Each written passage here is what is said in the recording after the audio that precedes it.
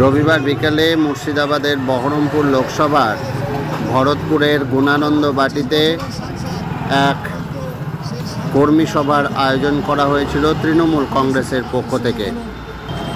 ইউসুফ পাঠানের সমর্থনে এই কর্মী সভায় উপস্থিত ছিলেন ঋতব্রত বন্দ্যোপাধ্যায়, অপূর্ব সরকার, পার্থপ্রতিম সরকার সহ বহু তৃণমূল নেতৃত্ব।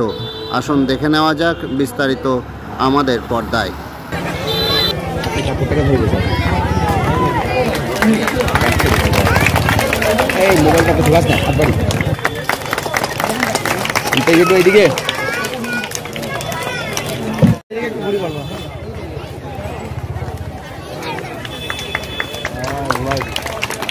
পিছনে রাস্তায় যারা দাঁড়িয়ে আছেন সামনে অনেক জায়গা আছে, আপনারা মঞ্চের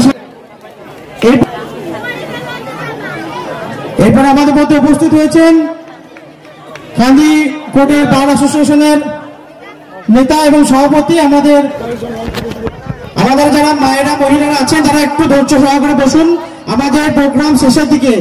আপনারা সে দুটো থেকে বসে আছেন, আপনারা একটু ধৈর্য ধরুন। আমাদের ভরতপুর পঞ্চায়েত সমিতির সহসভাপতি সঞ্জয় সার্কেল মহাশয়, আমাদের বার অ্যাসোসিয়েশন সুকান্ত দা, সুনীল দা এখানে উপস্থিত আছে, মমতা বন্দ্যোপাধ্যায় এবং অভিষেক বন্দ্যোপাধ্যায়ের স্নেহধন্য প্রার্থী ইউসুফ পাঠান।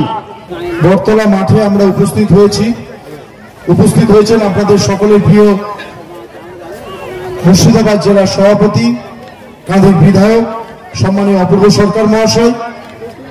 আজকে বাংলার প্রতি যে বঞ্চনা, বাংলার প্রতি যে অন্যায় অবিচার, তার বিরুদ্ধে একমাত্র তৃণমূল কংগ্রেস দল এই বাংলায় লড়াই করছে। ঋতব্রতদা, আমি আপনাদের পাশেই থাকি, ঘরের ছেলে। শুধু আপনাদের কাছে করজোড়ে অনুরোধ করব, আমাদের দিকে তাকিয়ে নয়, আমরা নির্বাচিত প্রতিনিধির দিকে তাকিয়ে নয়,